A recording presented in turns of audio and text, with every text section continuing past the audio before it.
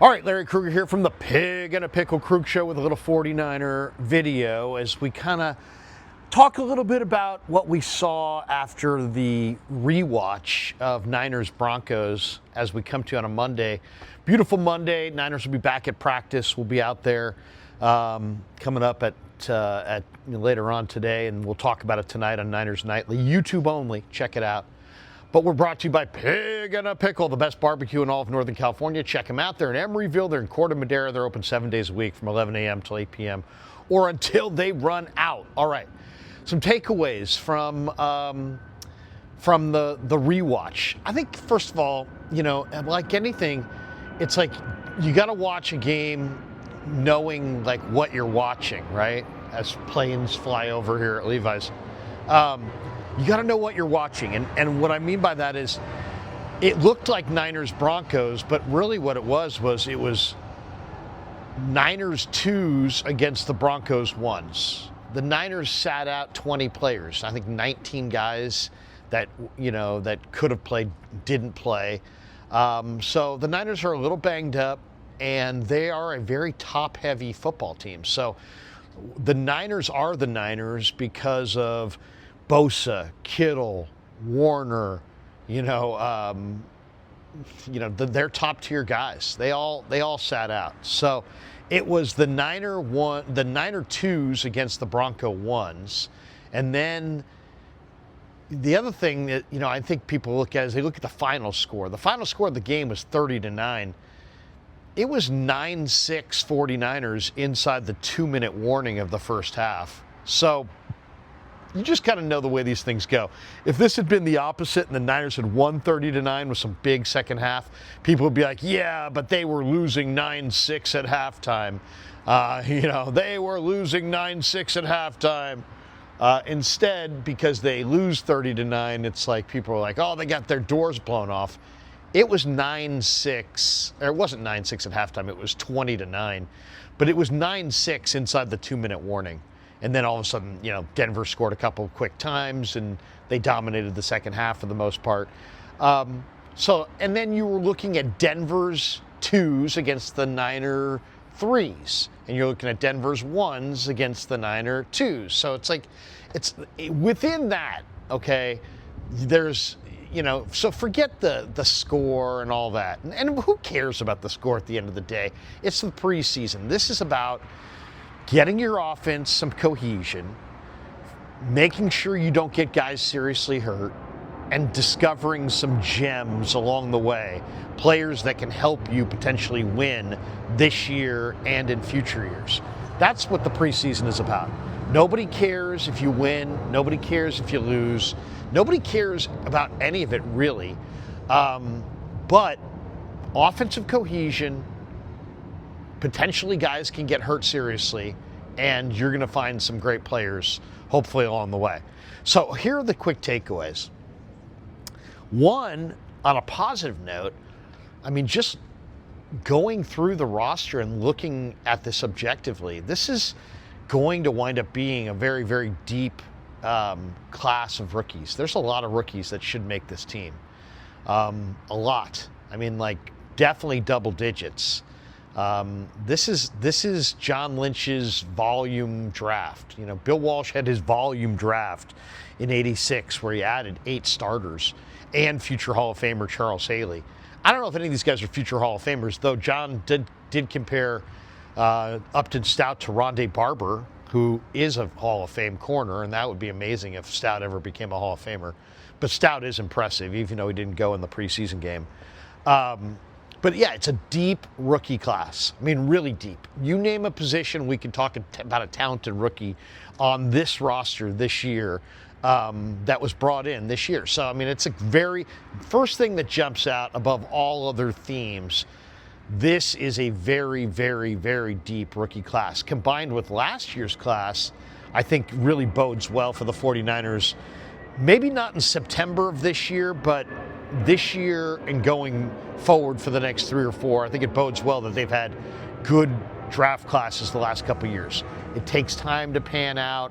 We'll have to see. We don't know definitively, but I think there's a reason to believe that this year's draft class is going to be 10, 12 deep of guys who can really play. and I think is going to be a foundation for this team going forward. So that's one.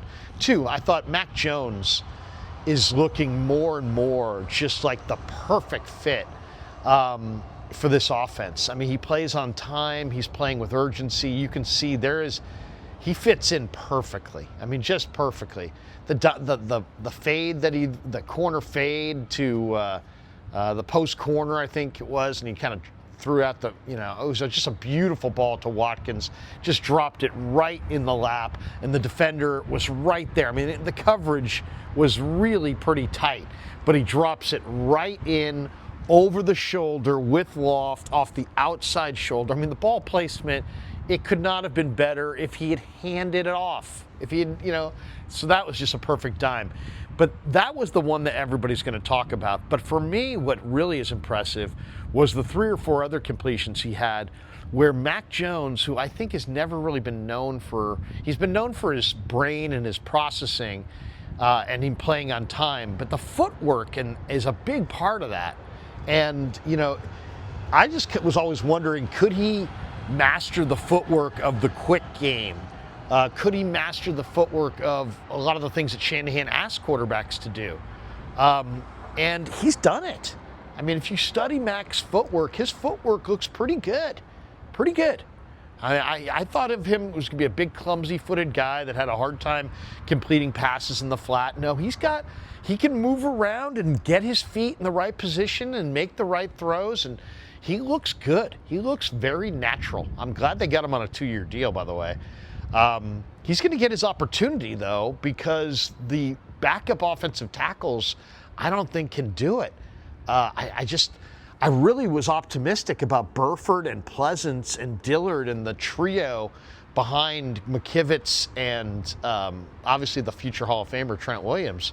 And I still feel pretty good about Trent Williams and McKivitz. I think McKivitz looked good in the practices. He's stronger in the upper body. He's got, I think he's going to have a good season at right tackle. And I think Trent is still playing at a pretty high level. But, man, if they lose either one of those guys, I don't think Burford can do it. And I don't think Pleasance can do it. I love Pleasance in the OTAs, but he just is not – he doesn't handle speed or power particularly well once you get the pads on. He just looks a little slow-footed, and he's at right tackle. Burford has even the tougher job. He's at left tackle trying to step in for Trent. And I know there were extenuating circumstances. I know Shanahan's absolutely right. When you watch that film, it looks like he gets burned 3 times in a row by Nick Bonito. The first time you get the tight end. I thought it was kind of bad play design, or he lined up in the wrong spot. Because you got the tight end coming across the formation late, trying to pick off Bonito with a 3-yard head start. I mean, that's never going to work. That can't be the right design of that play. That had to be a mistake. And then the second play, he got just beat out of his stance. And the third play, he looks like he's getting help and he's blocking it, into his help. But you know what? First of all, you need help against Bonito. I mean, you're always going to need help against Bonito, who's a borderline all-pro with a guy like Burford. But it's just like to me, he seemed like it's like your job. You're still the offensive tackle. You're still your job to get out there and block the guy first. And if you get help, that's great. It seemed like he was leaning and depending a little bit too much on his help on that play.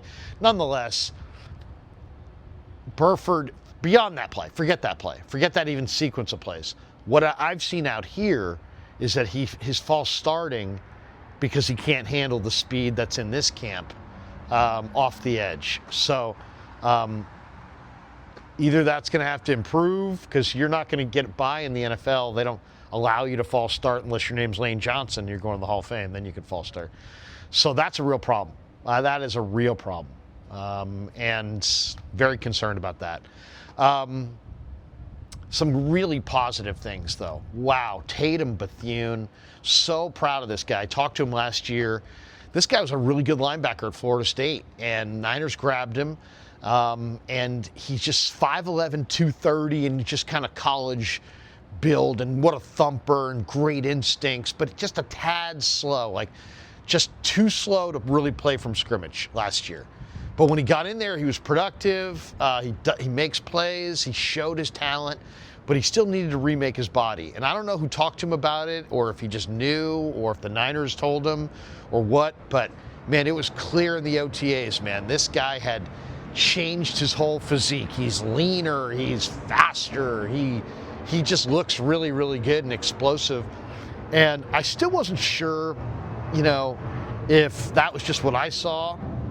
And I mentioned it to Fred Warner, and he's like, yeah, he remade his body.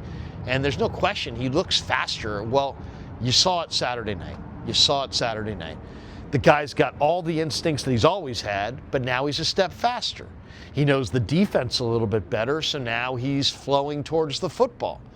Tatum, Bethune, we've been talking a lot about the other guys. Martin had a rough night, took some bad angles, was overzealous, but really flashed some unbelievable sideline-to-sideline speed, despite the fact that that's a tape that he wants to just throw away because he missed a lot of tackles. He fell off tackles, but he also got to tackles that, man, other guys wouldn't have got to, you know what I mean? So he's a hustler. He's a sideline-to-sideline player. He's going to be fun to watch going forward. But I think D. Winters definitely looks like the number one guy to start opposite Fred Warner, that's for sure. But this kid, Bethune, we're not really talking about him because I think people weren't sure, is he real, is he not? He's a 7th-round pick, is he a special teamer? But he's real, man. He is real. I mean, Tatum Bethune is a baller. He is absolutely a great find. He's going to play lots of downs, make lots of tackles. He's a thumper. He's in ideal condition right now. I would say he's 5'11", maybe 2 1/4, but it's just lean, and he's rolling. I mean, he's always been a damn good player, but now he knows the defense. He's in great shape. He's a hitter. I mean, he is going to be that is going to wind up being a fantastic pick. And I wasn't sure if it was going to happen. I'm not sure if he thought it was going to happen. And I think there's a lot of people that don't realize yet that it's going to happen. But Tatum Bethune did the work in the offseason, and he's going to get the payoff in season. And it's awesome to see, man. I'm so proud of that guy because he's a great young guy, and he's a terrific player, man. Terrific player with just great natural instincts and great natural football IQ. He's a really smart, heady player who shows up at the ball. He's not a hyperactive mover like Martin, who's more flashy, but he is just a thumper in the middle, a very dependable thumper who's going to play a long time in the NFL, I think. So he looked great. Siegel also looked really good. I mean, my goodness, safety is such an instinctive position. You can't necessarily tell who's good and who's not until the bullets start flying and it all counts for real. And he showed up, man. And we're talking about a guy who's got 4.37 speed who can hit like that.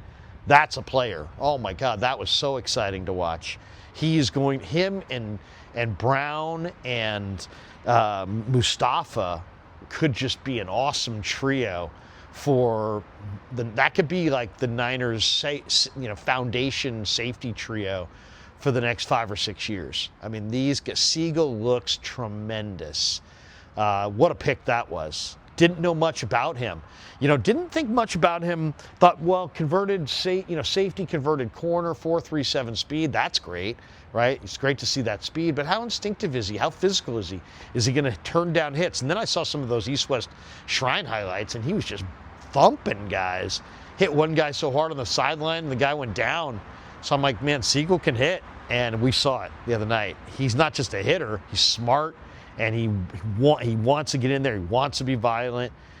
He was a discovery. I mean, this is once again back to the same theme, the rookie class. And the last thought, I love Corey Kiner, man, and I hope you guys do too. I think you guys got a glimpse of it. There's a lot more there. What's really going to be great about Corey Kiner, I think, is the workhorse nature of Corey Kiner. He can take a lot of carries. He's an efficient back. He's going to be, I think I saw, he's an Elijah Mitchell type, in that Mitchell was a great finisher for Shanahan. Why? Because Mitchell never fumbled, and I think he fumbled once his entire college career. Never fumbled. So the ball security is a must. You can't fumble as a running back. You really can't fumble in the fourth quarter. So, and he would always, even though he had 4.37 speed, he had great pick and slide and could find that hole. And so in the fourth quarter, when the holes are small and everybody knows you're trying to run out the clock, you really need a back who fight and claw for every little yard. You need an efficient, hard-charging, good instinct, pick the right hole back with ball security, who can maybe even catch it out of the backfield a little bit. And that's what Mitchell was, and that's what Corey Kiner is. Corey Kiner's got leg power and drive and contact balance. It's way better than Elijah Mitchell. He doesn't have that 4.33 speed that Mitchell had, but he's got contact balance and quickness and just tremendous heart. I mean, tremendous. That's what this kid is. He's all tremendous heart. So I'm telling you, Corey Kiner, what a find. What an absolute find. There's faster backs, there's bigger backs, but this guy was right there with Ashton Genty as far as yards after contact, tackles broken. He's got tremendous heart, tremendous contact balance. The guy can just do it. I think Niner fans got a glimpse of it, but you're really going to love this guy if you can use him in a correct role, which would be, fourth quarter, you got a nice lead. You've used Garendo and McCaffrey, big plays. You're up 14 on the Panthers. It's 8 minutes left. You get the ball. It's Corey Kiner time. Run him up there between the tackles. Throw it to him in the flat. Second effort. Charging, twisting, turning, contact balance. First down. Clock keeps moving. Corey Kiner, a couple runs. First down. Clock keeps moving.